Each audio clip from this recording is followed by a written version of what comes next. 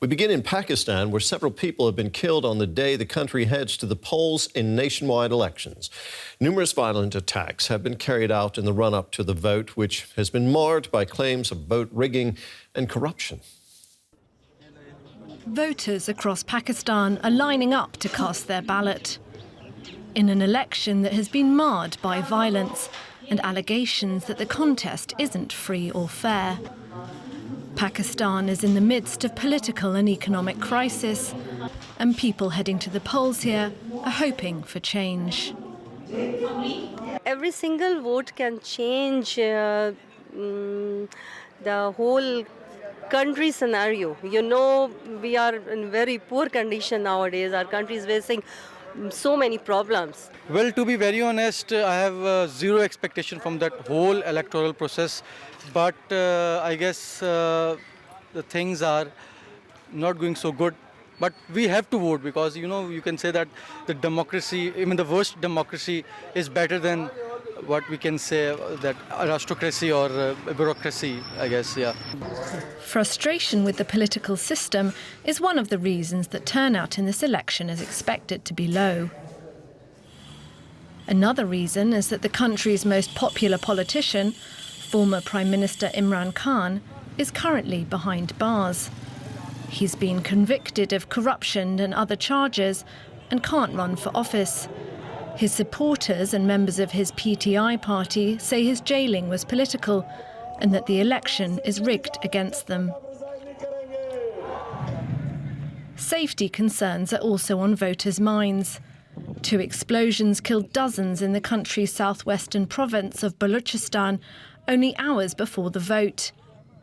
Violent events have overshadowed the election. Hundreds of thousands of army, paramilitary and police have been deployed to provide security on election day, and the Interior Ministry suspended mobile phone services, citing terror concerns. It is proving a controversial move amongst Pakistanis and adding to the already tense conditions on voting day. Our reporter Banish Javed is in Pakistan covering these elections and joins me now from Islamabad. Banish, all eyes on Pakistan today. What are people there saying about this election? Terry, there was definitely a lot of disappointment before these elections.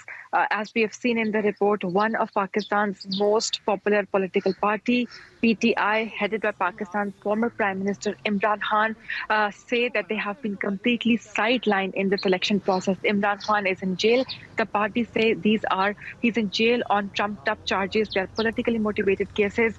Other senior leadership of this party is also in jail. Thousands of their members have also been arrested. Their electoral symbol was taken away, so candidates of PTI are basically running as independents. So all of this demotivated a lot of supporters and potential voters of PTI. But today is election day, and we see that there is an encouraging voter turnout so far. Imran Khan from his jail has given a message, and also other political parties are asking voters to not be demotivated, that they should leave their homes and go to the polling stations. What's the security situation there, Banish? Because we have seen some attacks. Are people afraid to get out and vote?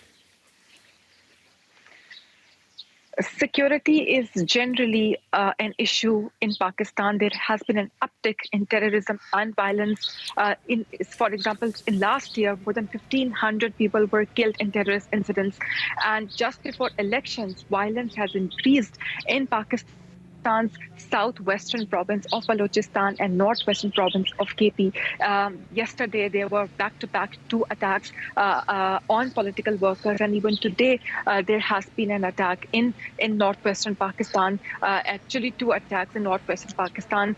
Security is on high alert. Thousands of police officials, military, paramilitary officials have been deployed across the country. Some of the polling stations have been called extremely sensitive, and therefore definitely we see a high security presence, security officials' presence in the country. What about Pakistan's military? It's a very powerful presence in the country, but it's often played kingmaker in previous elections, but the military now claims that it's no longer playing a role in politics. Is that really the case, Banish? The reality is different, I would say.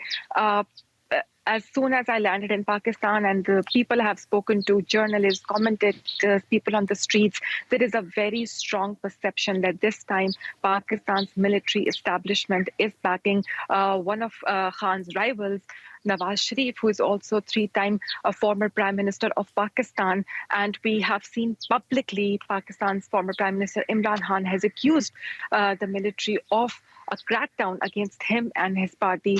And he blames basically the military establishment for what the party has gone through. And when it comes to Nawaz Sharif, I would say that he has been in Pakistani politics for decades. And even he had a complicated and difficult history with Pakistani military. He has been disqualified. He never completed his term. And every time he was disqualified from his office, he had a fallout with Pakistan's military. So the reality is this, that even Imran Khan, when he came to power, he was accused of making deals with the military. There has been progress in Pakistan's democracy, but still the military plays a significant role in Pakistani politics. Banish, thank you very much. That was DW's Banish Javed in Islamabad. Well, for more now, I'm joined by Akbar Ahmed, a former Pakistani ambassador to the UK and Ireland. He is now a professor in Islamic studies at American University. He joins us tonight from Washington, D.C. It's good to have you with us tonight. Let me start by getting your reaction. So-called Islamic State has claimed responsibility for these bombings. What does that tell us? Well, I used to be commissioner in charge of the law and order in that particular part of Pakistan, in Balochistan, 3 divisions. And these images are very, very upsetting for me because I'm seeing the collapse of law and order and this name that you use, Islamic State, and these violent groups that are committing so much violence throughout Pakistan. The fact that they've entered Pakistan and entered it, and you can see very deliberately targeting the electoral process in order to disrupt what is happening in Pakistan. Very deliberate. And of course, as you can imagine, this causes a lot of dismay, anger, confusion. It just adds to the sense of the elections being a very, very difficult exercise. I mean, I hear a lot of concern in your voice, Ambassador. How worried should we be that the democratic institutions in the process of this election, that they are maybe not going to hold up under this type of violence and disruption? Well, that's a very sharp and good question because I've been analyzing the situation and I see it like this. I see Pakistan as a nation determined to have elections. That's the good news. Its challenges are what you're seeing, the violence, the lack of faith in the process, the general sense in the public that the elections may be rigged, may not be fair and free. So you've got to balance these two different, almost contradictory narratives about the elections. The most important point is that the parties are taking part in the election. They are determined to hopefully win as many seats as they can. And then, of course, you have the absence of Imran Khan, who is was the head of the PTI and was a former prime minister. He's in jail and been convicted, given many years in jail. So he continues to languish now. His fate is, again, a big question mark because while we're talking, he is, you may know the news, he's one of the candidates for Chancellor at Oxford University. So you see all these very dramatic, almost Shakespearean elements in this particular drama in Pakistan. Yeah, I mean, it would be quite a story if he ends up at Oxford and he's not allowed to run for office in Pakistan. Are we looking at a situation when we're talking about democracy in Pakistan on the eve of this election? Are there 2 threats here, if I'm understanding you right? From inside, democracy itself is unstable, and then you've got this external threat of terrorism that's also trying to undo democracy. So this is a 2-pronged threat. How does Pakistan get beyond that?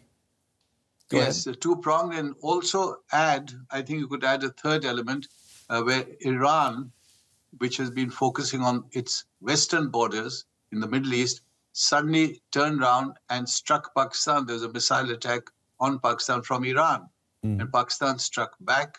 And fortunately, the two countries showed maturity by pulling back and resuming diplomatic relations. But this simply adds to the sense that this area, the area where Pakistan is situated, is a very fraught area, very dangerous area, and full of uncertainties.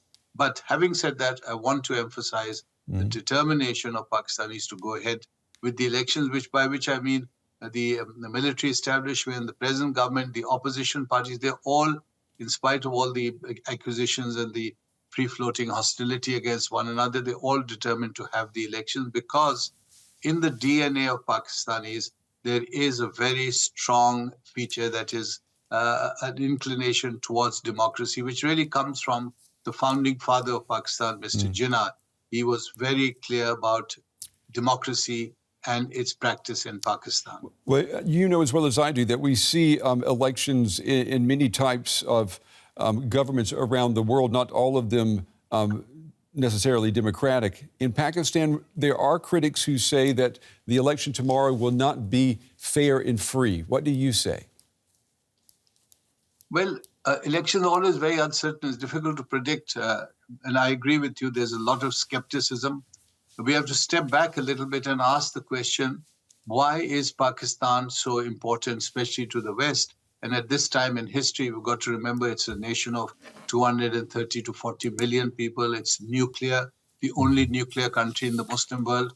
Yeah. It had the first female prime minister, so that's its own liberal character, if you like. And above all, the situation, the geopolitical situation, it's got India on one side, China on the other side, Iran, and Afghanistan on its western borders. So in spite of all the crises, in spite of the problems, I think the West should be encouraging Pakistan and standing by to ensure that elections take place as far free and fair as possible. Akbar Ahmed, the former ambassador from Pakistan to the UK and Ireland, we appreciate you taking the time tonight to share your insights with us. Thank you. Thank you.